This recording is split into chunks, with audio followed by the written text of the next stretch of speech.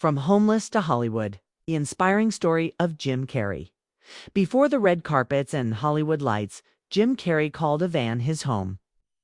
His journey to becoming one of Hollywood's most beloved actors wasn't filled with glitz and glamour. Was marked by hardship, resilience, and an unshakable belief in himself. Jim Carrey was born into a struggling family in Canada. When financial difficulties hit, his family ended up living in a van.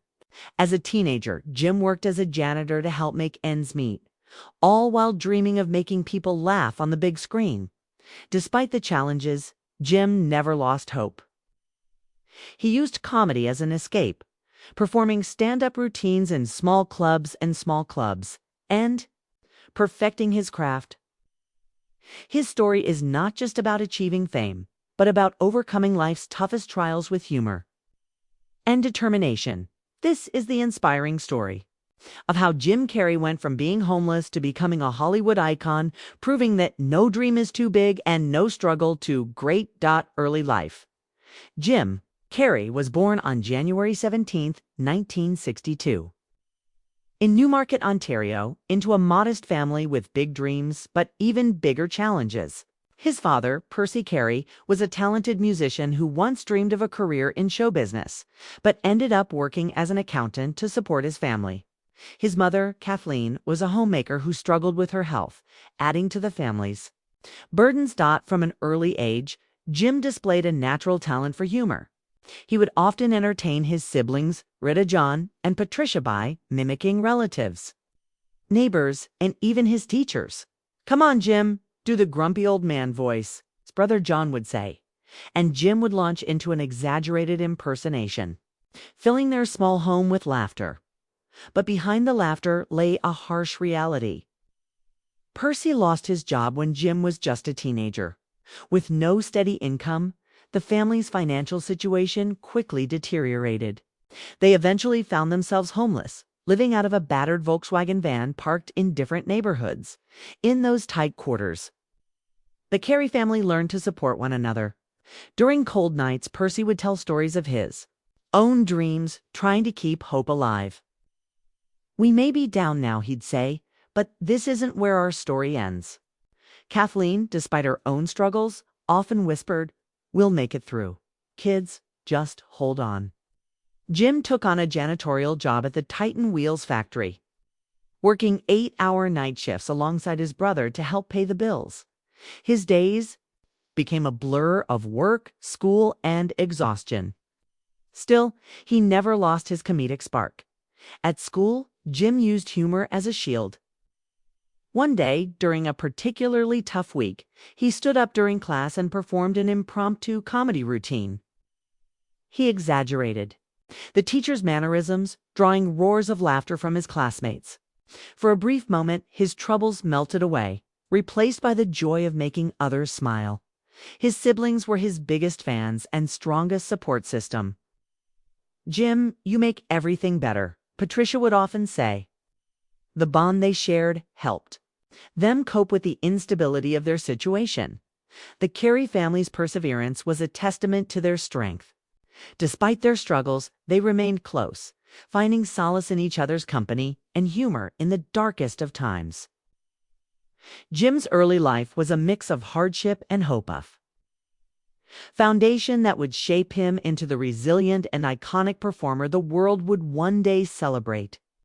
Homelessness and hardship. The Carrey family's life in their old rusted Volkswagen van was a test of endurance and resilience. Parked in various corners of Scarborough, Ontario, the van became their makeshift home. Every morning, Percy would fold away his blanket and transform the back seat into a cramped seating area. Kathleen would organize their limited belongings into small plastic bins, ensuring that even in chaos, there was a sense of order. Jim and his siblings would huddle together, sharing stories, laughs, and sometimes quiet tears. Winters were especially harsh. The cold seeped through the thin metal walls, and the van's windows often fogged up with each breath. Kathleen would wrap her children in layers of old, worn-out blankets. "Snuggle tight, kids," she'd whisper. "Tomorrow will be warmer." But despite the hardships, the family found small pockets of joy. Jim often turned their tight quarters into a stage, performing silly impressions and telling jokes to lift everyone's spirits. By the time Jim was a teenager, the pressure of supporting his family weighed heavily on him. He took up a janitorial job at Titan Wheels, a local factory. The job was grueling, scrubbing floors, cleaning bathrooms, and hauling garbage. After long night shifts, he would rush to school, his hands still smelling of industrial cleaner. His teachers often noticed his exhaustion. "Jim, are you all right?" they'd ask, "Okay?" And he'd respond with a tired smile and a quick joke to deflect the concern. Balancing school and work wasn't easy. During classes, he'd sometimes doze off, his head resting against his desk. His grades suffered, and the vibrant, funny kid started to become more withdrawn. Inside, Jim wrestled with a growing sense of despair. He felt trapped in his circumstances, in his own mind. "Is this all there is?" he would wonder. His inner dialogue often swung between hope and hopelessness, between dreams of a brighter future and the harsh reality of the present. Depression cast a long shadow over him. There were days when even getting out of the van seemed impossible. His humor, once a source of joy, began to feel like a mask, something he wore to hide the heaviness he felt inside. His siblings noticed the change. Patricia, his older sister, would gently nudge him. "Jim, you okay? You haven't cracked a joke all day?" Jim would nod, force a smile, and respond, "Just saving the good stuff for later." Despite his struggles, there were a few guiding lights. At school, Jim had a friend named Mike, a quiet kid with a knack for writing. Mike recognized Jim's talent and often encouraged him. "You know, Jim, you've got something special. The way you make people laugh, it's a gift." These words stuck, with Jim offering a glimmer of hope. Another pivotal figure was Mr. Reynolds, his high school drama teacher. Mr. Reynolds saw beyond Jim's tired eyes and weary smile. "You've got talent, Jim, real talent. You should think about performing comedy, acting, whatever feels right. You have the power to change the room when you walk in. Don't let that go to waste." These small moments of encouragement became lifelines. Jim started performing at local comedy clubs, using the little money he made to support his family. On stage, he transformed. The burden of his reality slipped away, replaced by the energy of the crowd and the freedom of expression. While life in the van continued, Jim began to dream bigger. He imagined a life beyond the factory floors, beyond the van, beyond the limits that surrounded him. The seeds of his future success were planted in those toughest days, watered by the grit of hardship and the light of humor.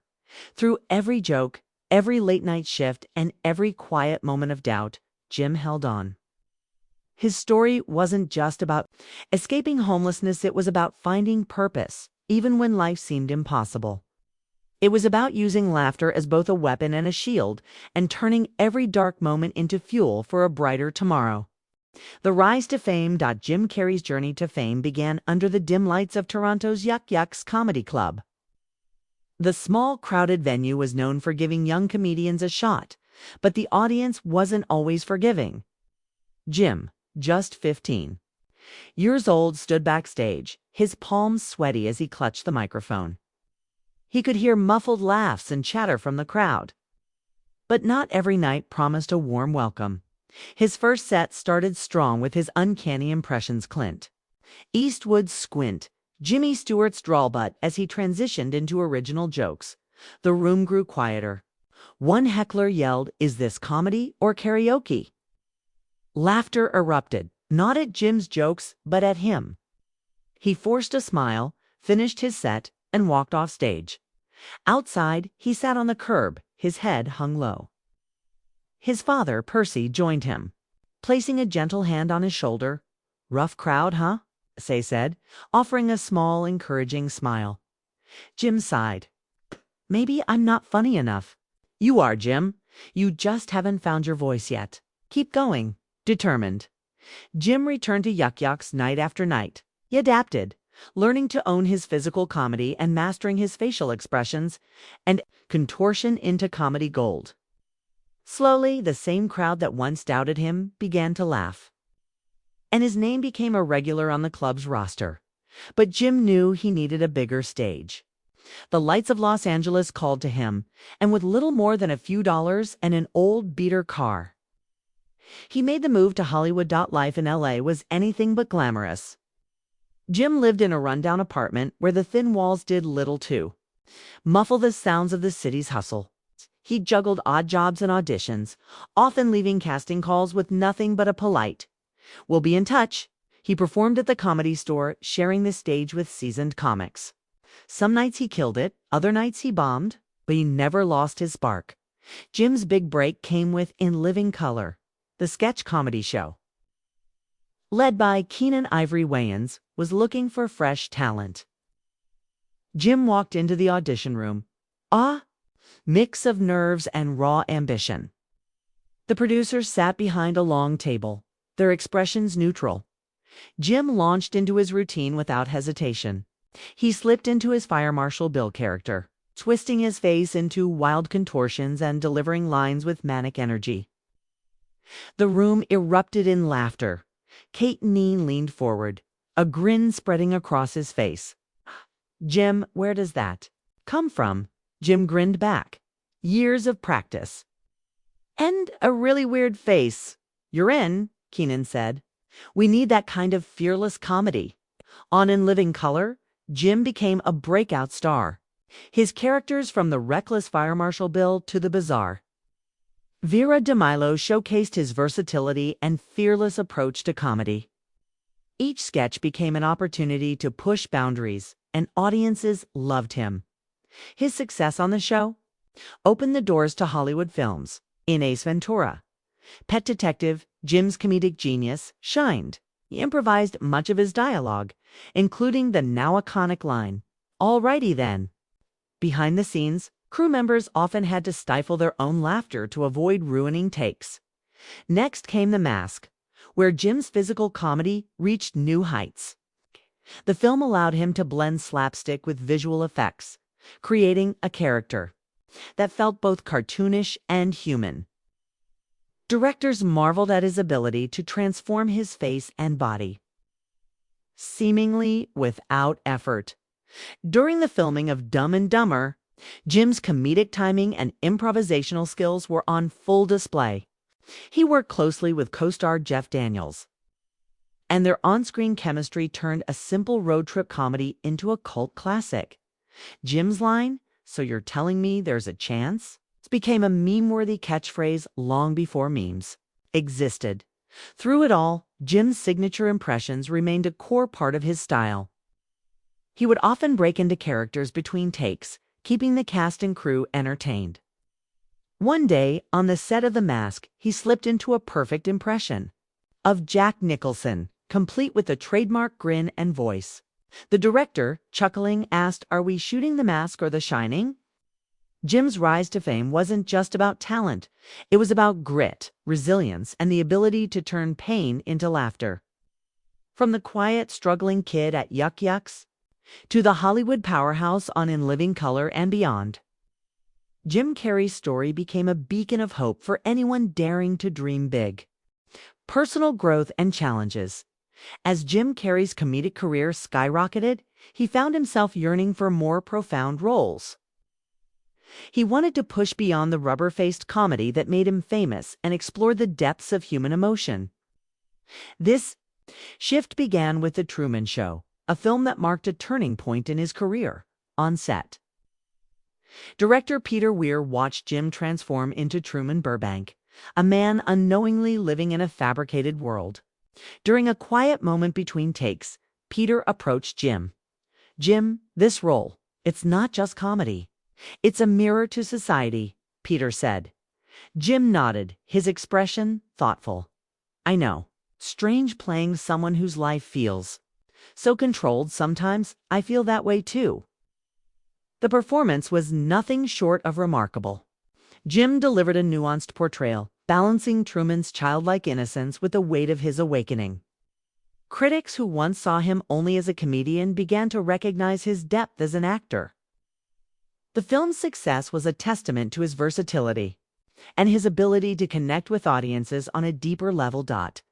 Jim continued this path with Eternal Sunshine of the Spotless Mind, where he played Joel Barish, a man desperate to erase the painful memories of a failed relationship. Working with director Michel Gondry, Jim immersed himself in the role, shedding the exuberant energy he was known for and embracing vulnerability. Kate Winslet, who starred alongside him, once said in an interview, "Jim surprised me every day. On set, he brought such honesty to Joel. There were moments when I forgot I was acting. It felt so real." But even as his professional life flourished, Jim struggled personally. At the peak of his fame, he battled depression, a shadow that loomed over him despite his success. The world saw a comedic genius, but behind closed doors, Jim often found himself confronting an overwhelming sense of emptiness. "I've had everything that people dream of, the fame, the money, the admiration," Jim once shared in an interview. "But none of it filled a void. I had to find something more." He turned to spirituality, exploring mindfulness and the teachings of Eckhart Tolle. Jim began to speak openly about the illusion of fame and the importance of living authentically. His commencement speech at Maharishi University became a viral sensation, for he urged students to pursue their dreams and live fearlessly. "Your need for acceptance can make you invisible in this world," he said. "Risk being seen in all of your glory."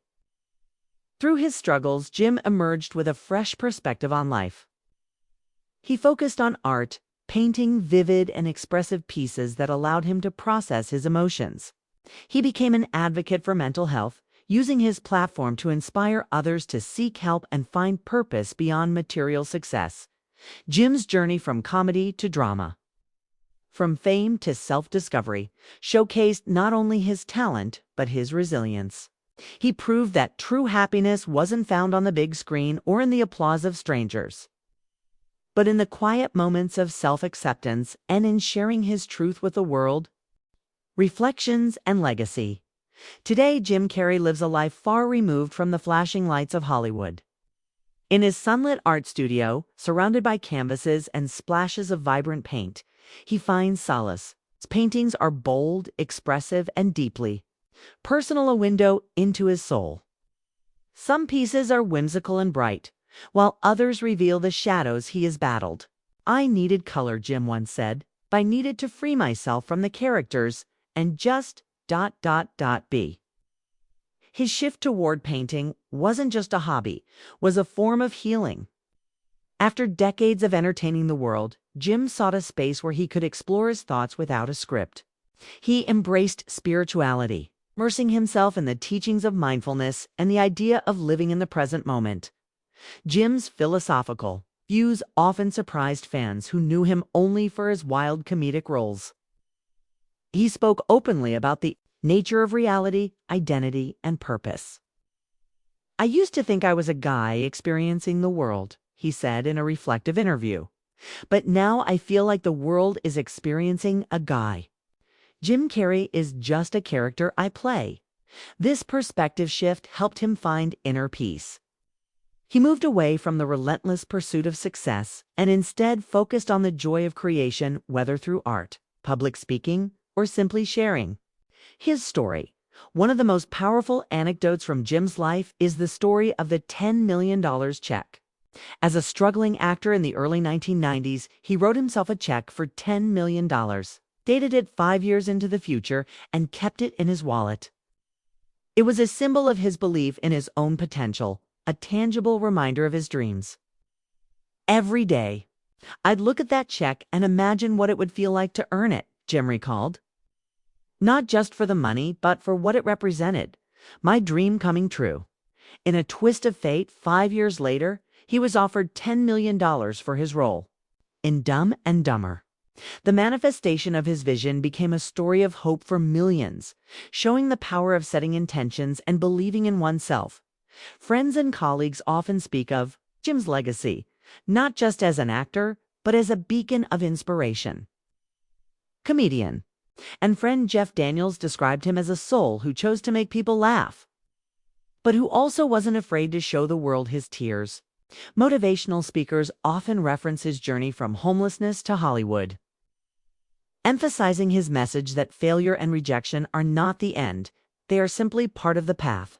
Today, Jim Carrey's legacy isn't just in his films or his art, it's in the wisdom he shares.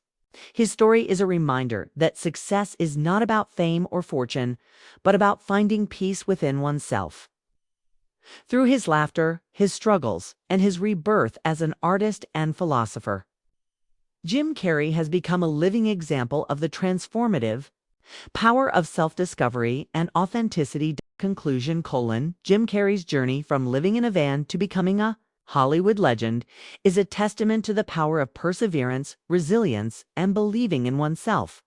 His story is not just about fame and success, but about embracing life's highs and lows with an open heart and a fearless spirit.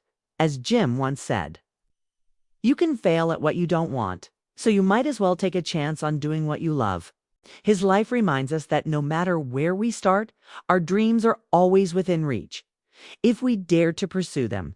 If Jim's story inspired you, don't forget to like, share, and subscribe. Spread the motivation, and let's keep celebrating stories of hope, grit, and triumph.